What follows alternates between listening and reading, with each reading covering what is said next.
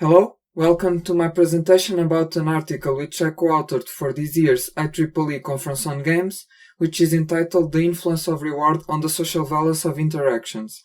I am Samuel Gomes from INESC ID Lisbon, Portugal, and this work relates with some of the stuff I do in research, which comprehends studying the interactions between peers in groups and how can contents of applications be tailored to the interaction preferences of individuals.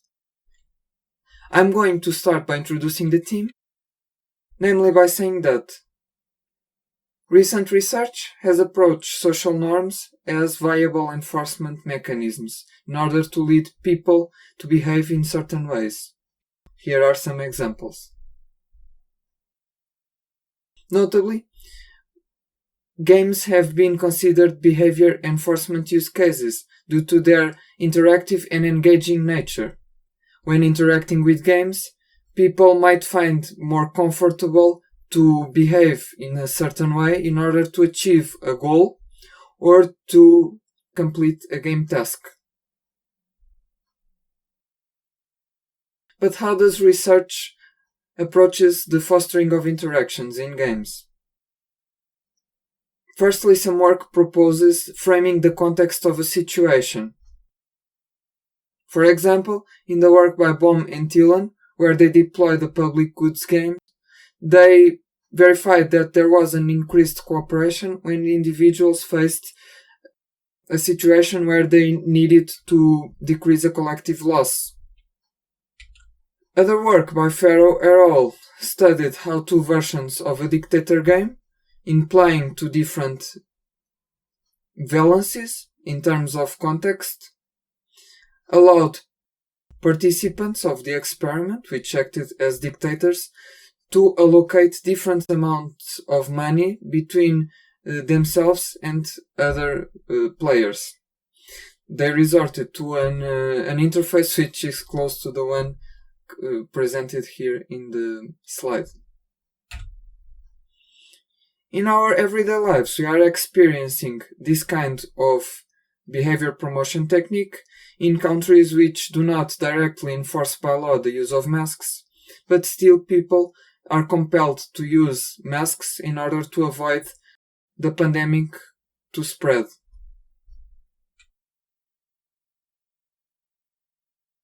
Another behavior enforcement mechanism which research approaches is the use of game rules. For example, the study by Vecht et al. Approached how different goal-oriented, cooperative and competitive rules in the game Breakout, which is depicted here in the slide, led players to perceive cooperation and competition. An interesting fact about this work is that while interacting with the game, participants were separated in two different rooms.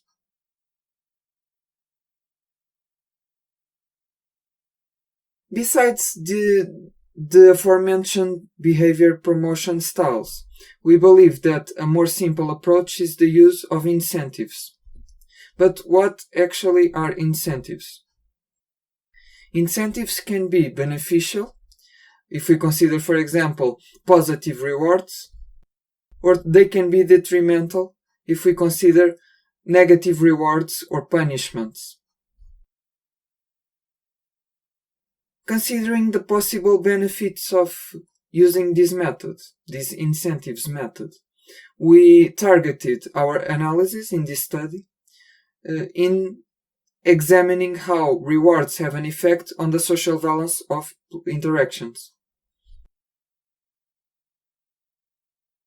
In order to approach this problem, we deployed a social valence model which comprehended a continuum between negative and positive social valence, and in each extreme we attributed a behavior style. In one extreme we have complicate and in the other help. In a musical educational scenario, some students might prefer to learn while being challenged by other students to play better, and this reflects the complicated poll. And other students might prefer to play alongside others and verify how harmonious everyone is playing a piece, and this reflects the other poll. In order to deploy our game in a practical scenario, we developed Message Across, which is a word matching two-player game, in which the score system can be fully tweaked to accommodate an arbitrary scoring function. The link for the game's repository is included here in the bottom right through this QR code. Now I'm going to present the gameplay. So, firstly, players are registered in the game, then a game version is selected, and we are in the first level of the game. So, each level comprehends the completion of two words which appear on top, one associated to each player, and the players complete words by selecting letters in the track. They can perform two actions. They can take the letter, as we have seen right now, and they can give the letter to the other player, as the white player is going to demonstrate also. Okay. Each word of each player has two letters which are common and two letters which are exclusive to each of the players. Also, players have a maximum of 4 actions per level, and when both players run out of actions, which will happen right now, the level ends and the new level begins, which means new words, and the actions are reset to 4. Now I'm going to present the score systems which we developed in our game in order to approach each of the polls in our social valence model. Firstly, we deployed a competition score system which is associated to the complicated poll. This version focused on promoting a behavior that increases the differences between the task completion of the players. This considered several cases. The first case is where a player takes a letter which is useful for both players. In that case, the player who performed the action is rewarded with 5 points, and the other player is punished with -5 points. Then, if a player takes a letter which is useful for them but not for the other player, then the player who performed an action receives 5 points, while the other is not awarded nor punished with any points. In the third case, if the player takes a letter which is not useful for them but is useful for the other player, then the other player lost an opportunity, is punished by -5 points, and the player who performed an action is not rewarded nor punished with any points. In any other case, we also didn't punish or reward players with any points. Okay. As for the other poll, the help, we developed a score system which we called mutual help. The mutual help version focuses on promoting a behavior that decreases the difference between the task completion of the players. Here, we considered the dimensions that were considered before, but we also added a new dimension, which was the task progression. This task progression was just the point of completion of the word of the player who performed an action. Okay, given this, we can see right away that this score system is a little harder to understand, but I'm going to explain each of the parts which compose this function.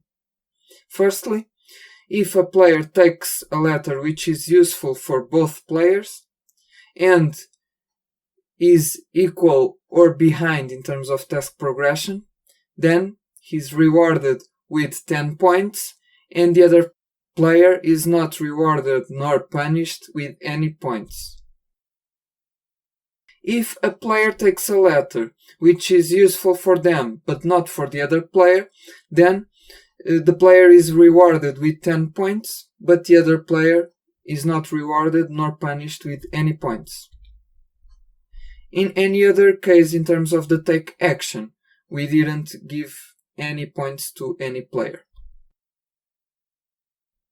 In terms of the give actions, a player which gave a word which was useful for both players and was ahead or equal in terms of task progression was awarded 10 points, while the other player didn't receive or was punished with any points. The same happened if the player who gave a letter didn't find the letter useful for them, but was useful for the other player.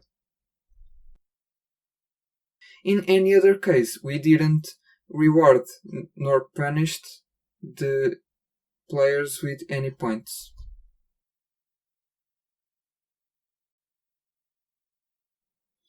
Now I'm going to explain how we evaluated our model in our practical scenario. We performed several user tests which consisted in 33 pairs of participants. 37 were male and 29 were female, and their ages were between 18 and 40 years old.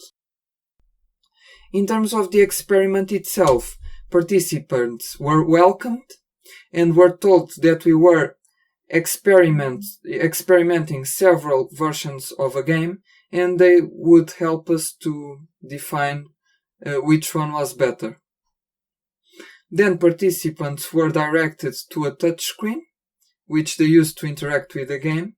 Firstly, they played several tutorial levels in order to gain skill, and when ready, participants played our two scoring system versions. After interacting in our two conditions, participants responded to several questionnaires questioning about their preferences. So, we measured three main variables. The first was the perceived social valence, which was acquired through those questionnaires. We also acquired through the game the actions which the players did alongside each level, and the final score differences between players. Now I'm going to present the results of our experiments. Firstly, in terms of the social valence metric, we conducted several Wilcoxon tests and verified that there was a significant difference between the perceptions of players in our two game conditions. The competitive score system led players towards the complicate pole in our scale, while the mutual help system led players towards the help. However, this effect was more pronounced in the competitive system, maybe because the other score system was a little more complex to understand at first due to the added conditions and added dimension. Nevertheless, these results indicated that rewards had a large effect on the social valence of interactions in our two-player scenario, and therefore our research question was approached. In terms of the game strategies, we verified through Wilcoxon sign rank tests that the mean number of takes between conditions was significantly different. The competitive score system led players towards an almost maximum mean number of takes, and although we were expecting a mean number of takes to be averaged out in the mutual help condition, we verified a bias towards a high number of takes also in the mutual help score system. This may be reflected by the fact that we laid out the game in a way which was implicitly perceived as first as being competitive. But then players, while playing the game, realized that they could perform both takes and gives in the mutual help, and so the effect was attenuated. We then verified the final score differences to verify if our two conditions were balanced in terms of the reflected range of scores attributed to the players. We verified that through Wilcox and Sunring tests that the differences were not significant, so it was good for us. It meant that the conditions were kind of balanced. We also verified that in the competitive version there was a higher variation, which can be explained by the fact that sometimes we didn't imply a delta between the scores of players of 10. Sometimes we just gave or took 5 points from one of the players, and this can result in bigger discrepancies in the final scores. Now, to conclude the work. In this work, we defined an interdependent social valence model and deployed it in our message across practical case. Then we performed several user tests, and in these tests, participants were able to understand different score systems aligned to our model extremes, even without being informed, and this is very important, they were not informed of their functioning, but still they managed to understand how to act optimally in each one. We could conclude that rewards had indeed a large effect on the social valence of interactions in our scenario, and this led us to indicate several guidelines, namely that competitive score systems should aim at increasing the score differences between players, and mutual help may be promoted using score functions that try to bridge the gap between the scores of both players. Now I'm going to present some limitations of our work and how can they be mended in future work. Firstly, our work comprised a narrow definition of interactions, resorting to just one dimension, but we can extend this model with other dimensions besides social valence in order to characterize interactions in other ways. We can also use words in the game which are not limited to 4 letters or have different numbers of shared and exclusive letters. Also, in this work we didn't check the impact of individual differences in the way that players played the game and their perceptions. In our work, we also didn't consider independent play spaces, such as what happened in Vergt et al., and we can consider this in future experiments. Or we can use the same play space as we were doing before, but use independent tasks, as in Guitar Hero or Rock Band, where players play different instruments in different tracks. Okay, this concludes my presentation. Thank you very much for your attention. Remember that a link for the game repository is included here in the right part of the screen, next to the Fallout Vault Boy. Thank you and see you in the next panel.